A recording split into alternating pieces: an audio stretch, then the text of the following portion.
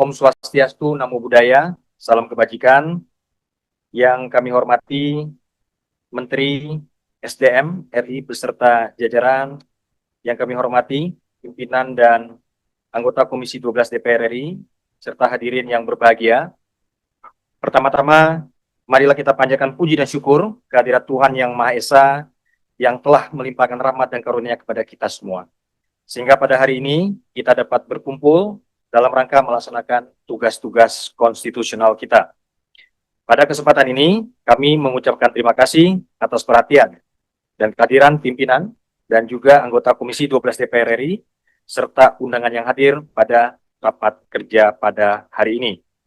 Sesuai dengan undangan yang telah disampaikan dan berdasarkan jadwal rapat Komisi 12 DPR RI, masa sidang 5 tahun sidang 2025-2026, pada hari ini, Senin, 15 Juni 2026, Komisi 12 DPR RI akan melaksanakan rapat kerja dengan Menteri SDM dalam rangka melaksanakan fungsi anggaran. Dengan agenda, pertama, pembahasan asumsi dasar sektor SDM RAPBN tahun 2027, penetapan asumsi dasar sektor SDM untuk RAPBN 2027, kemudian juga pengantar RKKL RKP tahun anggaran 2027. Jadi Pak Menteri ini fokus kepada 2027. Berdasarkan data dari Sekretariat, anggota Komisi 12 DPR RI yang telah hadir berjumlah 29 anggota dari 8 fraksi yang ada. Dengan demikian, quorum sebagaimana ditentukan dalam Peraturan DPR RI Nomor 1 Tahun 2020 tentang tata tertib serta perubahannya, Pasal 281 Ayat 1 telah terpenuhi dan sesuai dengan ketentuan Pasal 276 Ayat 1 menyatakan bahwa setiap rapat DPR bersifat terbuka kecuali dinyatakan tertutup. Oleh karena itu, pimpinan meminta persetujuan anggota rapat ini bersifat terbuka. Dapat setuju? Baik, atas persetujuan anggota, dengan ini rapat kerja Komisi 12 DPR RI dengan Menteri SDM RI dibuka dan dinyatakan terbuka untuk umum. Kemudian kami meminta persetujuan Bapak dan Ibu terkait dengan rapat ini dilaksanakan selesai 1 jam, setuju? Dan dapat diperpanjang sesuai kesepakatan bersama. Baik, Bapak Ibu sekalian yang kami hormati, sektor energi dan sumber daya mineral menghadapi tantangan yang semakin kompleks. Meningkatnya ketegangan geopolitik di Timur Tengah, khususnya melibatkan Amerika Serikat, Israel, dan Iran, menimbulkan kekhawatiran terhadap stabilitas pasokan energi dunia yang berpotensi mendorong kenaikan harga minyak mentah dan meningkatkan volatilitas pasar energi global. Dari sisi pergerakan nilai tukar rupiah terhadap dolar Amerika juga mendapat perhatian karena mempengaruhi biaya impor energi, besaran subsidi dan kompensasi energi, serta iklim investasi di sektor energi. Kondisi ini menuntut perencanaan yang adaptif dan antisipatif guna menjaga ketahanan energi nasional sekaligus mendukung stabilitas fiskal dan pertumbuhan ekonomi. Oleh karena itu, penetapan asumsi dasar sektor SDM tahun 2027 perlu dilakukan secara cermat dengan mempertimbangkan perkembangan harga energi global, proyeksi lifting minyak dan gas, bumi, nilai tukar rupiah, serta berbagai risiko peluang yang berkembang. Untuk itu, untuk efektivitasnya waktu, kami persilakan kepada Menteri SDM RI untuk menyampaikan paparannya terkait asumsi dasar sektor SDM dalam RAPBN tahun 2027 dan pengantar pembahasan RKA KL dan RKP KL tahun 2027. Untuk itu, kami persilakan.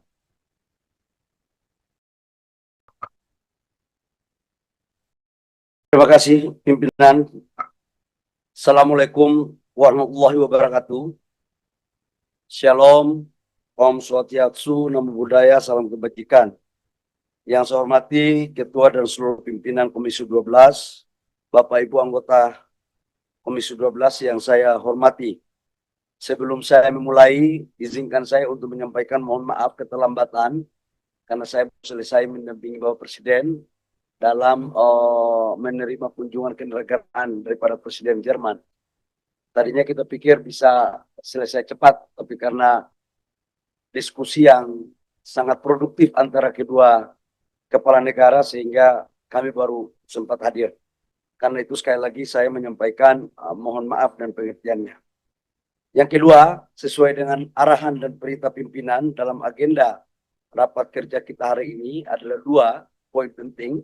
Yang pertama adalah asumsi makro terhadap di bidang energi. Yang kedua adalah tentang anggaran kita 2027.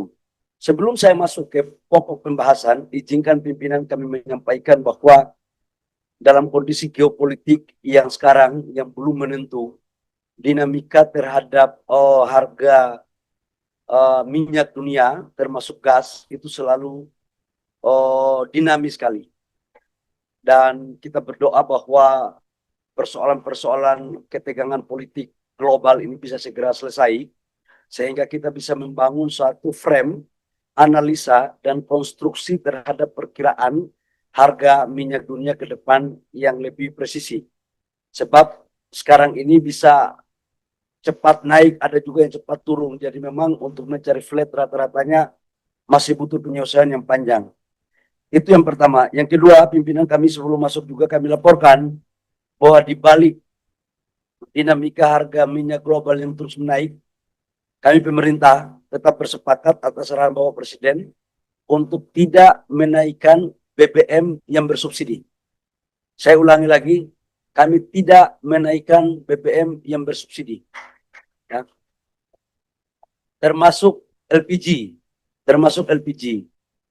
Yang khusus untuk minyak BBM yang untuk saudara-saudara kita yang mampu, memang itu sesuai dengan Permen SDM tahun 2022 itu diserahkan kepada harga pasar. Memang ada terjadi, ya ada kadang-kadang naik, ada kadang-kadang turun. Saya pikir itu sebagai informasi. Yang berikut, izinkan kami menyampaikan tentang ICP kita di 2027 yang disampaikan oleh pemerintah kepada DPR pada saat awal adalah sebesar 70 sampai 95 US dollar. 70 sampai 95 US dollar per barel. Di 2026 kita ketok palu dengan angka 70 dolar. Tetapi di 2027 kisarannya batas minimum 70 dan maksimalnya di angka 95 sambil kita lihat perkembangan dinamika nanti sampai dengan bulan Agustus berapa angka yang akan kita letakkan.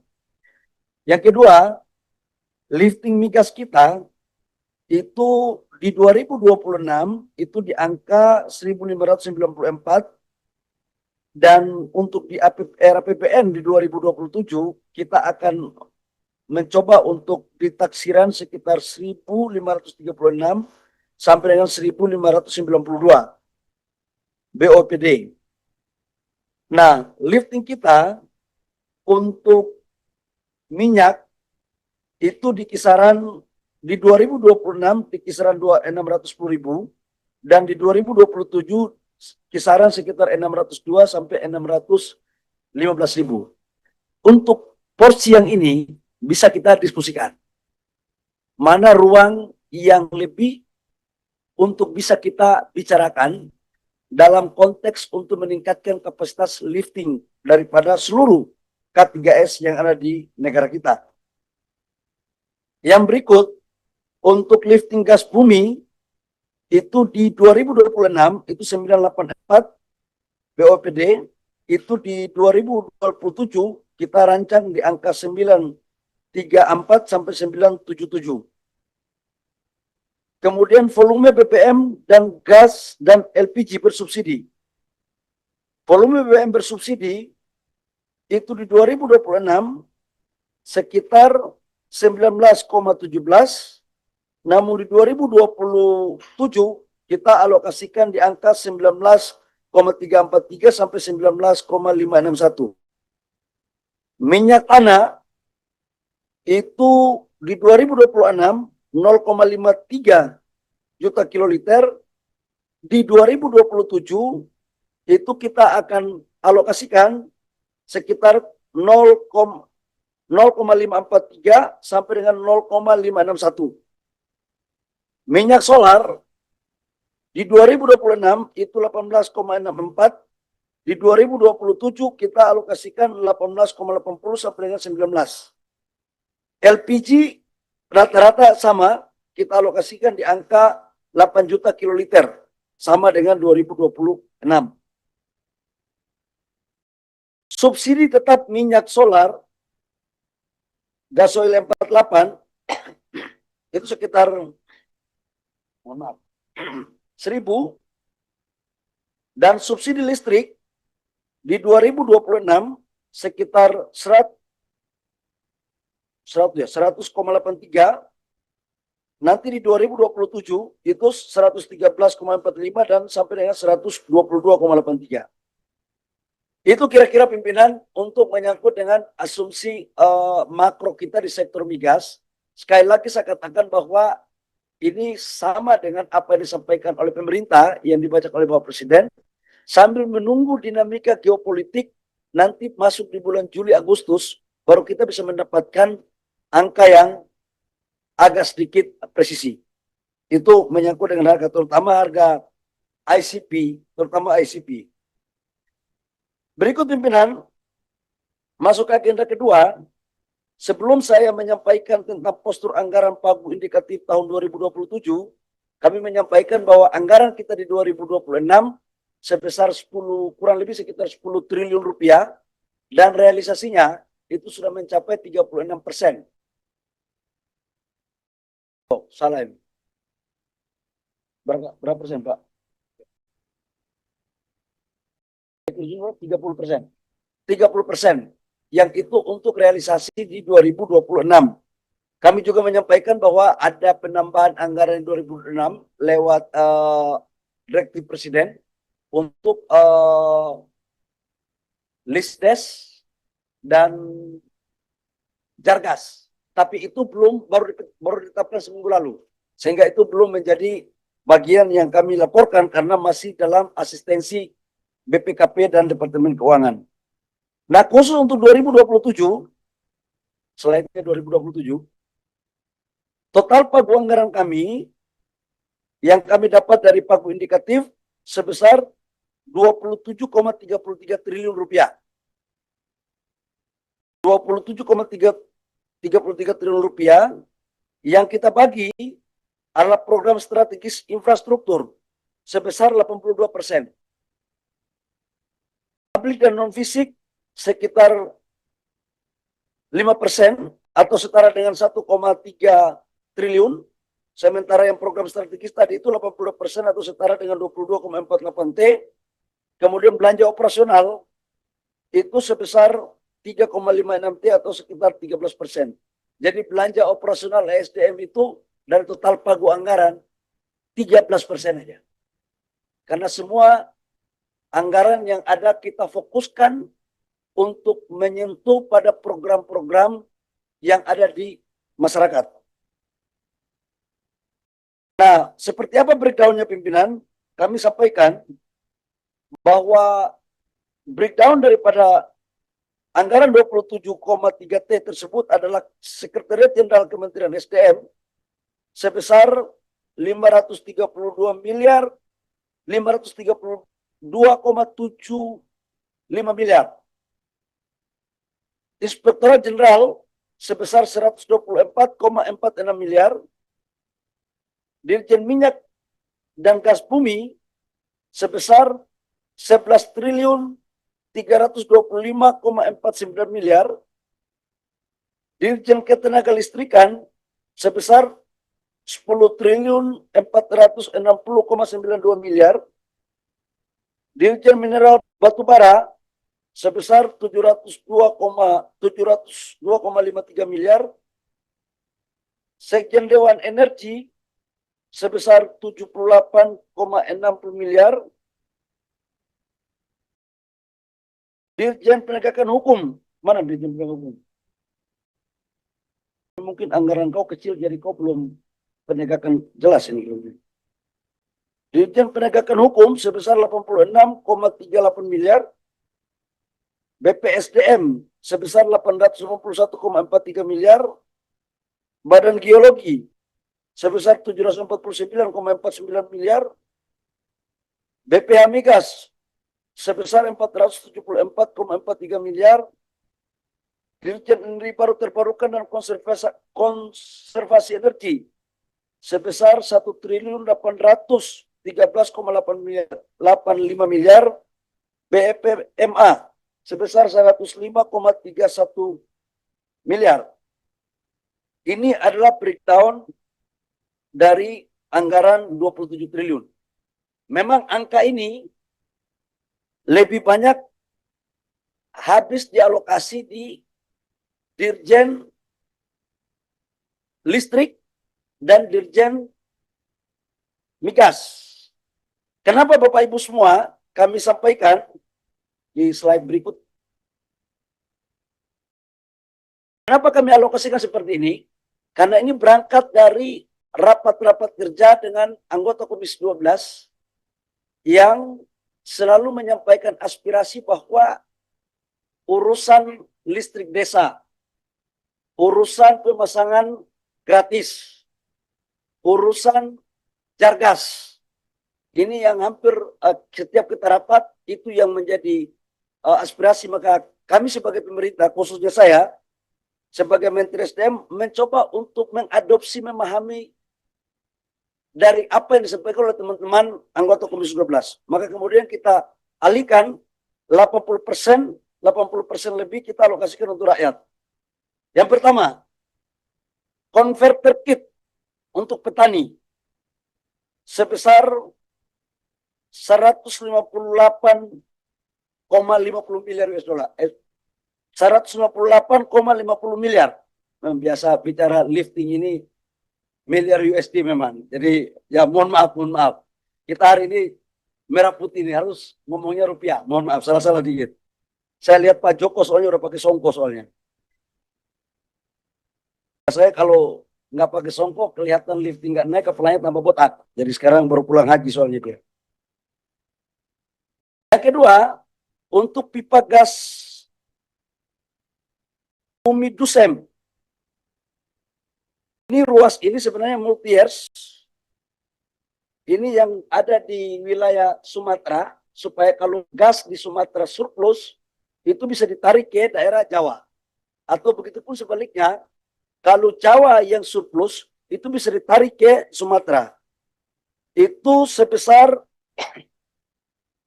aduh angkanya kecil sekali. 3.948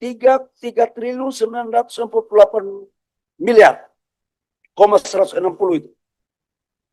Kemudian Jargas. Nah ini Jargas untuk dalam rangka mengurangi kebutuhan kita terhadap LPG, kita pakai gas alam dengan Jargas. Ini kita dapat anggaran 5.212,62 miliar. Kemudian pipa transmisi gas Semarang Solo multi years itu sebesar 702,38 miliar. Pipa transmisi gas Cirebon Bandung, oh ini multi years ini, sebesar 577,56 miliar rupiah. Kemudian di Dirjen EBTKE, ini Dirjen Migas. Dirjen EBTKE, PLTMH, itu multi year sebesar 58,58 miliar. Kompor listrik, karena ini untuk kita mengurangi kebutuhan LPG, kita mencari untuk bauran energi lain.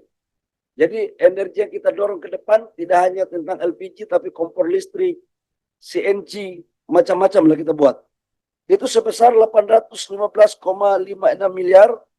Motor listrik sebesar 635,24 miliar. Ini saya pikir kita juga minta bantuan dari Bapak Ibu anggota DPR untuk bisa tahu kompor listrik ini yang membutuhkan di daerah-daerah mana saja, supaya bisa kita melakukan kerjasama dan sinkronisasi.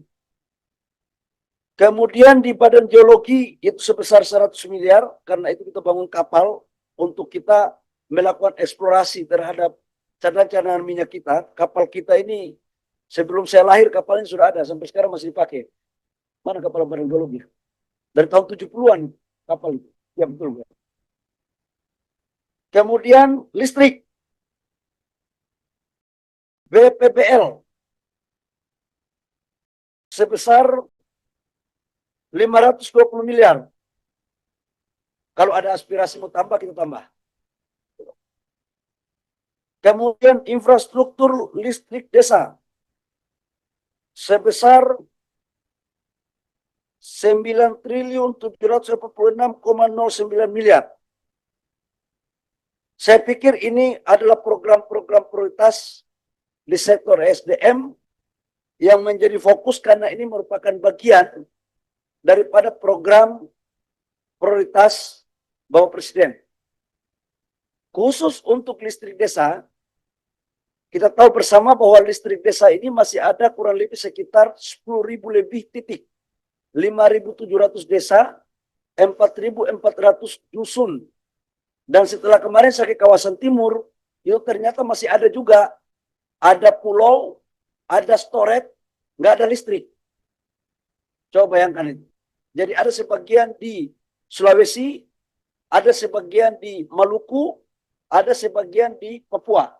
Jadi ini nambah, nanti kita akan dorong, kita akan bangun.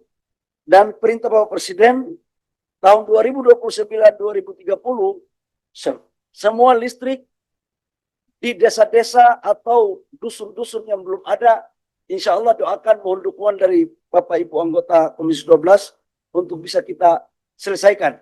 Agar mereka juga merasakan bagian daripada kemerdekaan Republik Indonesia. Saya pikir demikian beberapa hal yang perlu kami sampaikan sesuai dengan agenda rapat yang dibacakan oleh pimpinan tadi untuk kami jelaskan. Demikian kami kembalikan kepada pimpinan. Terima kasih. Wabillahi taufiq wal hidayah. Wassalamualaikum warahmatullahi wabarakatuh dan salam sejahtera untuk kita semua. Ya, baik. Terima kasih atas paparan yang telah disampaikan oleh Menteri SDM.